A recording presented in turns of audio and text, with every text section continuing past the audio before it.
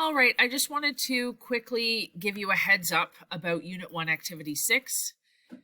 What's going on is that, long story short, the links or the assignment drop boxes were deleted in the transfer over, so I had to insert some of them there. So if I deleted the S, it took the box completely out. So I've left it in there, but it's just not part of the link.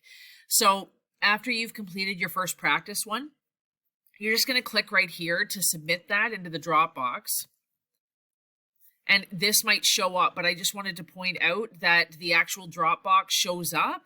It's opening two boxes or two tabs. One says not authorized, and then it opens it up in another one.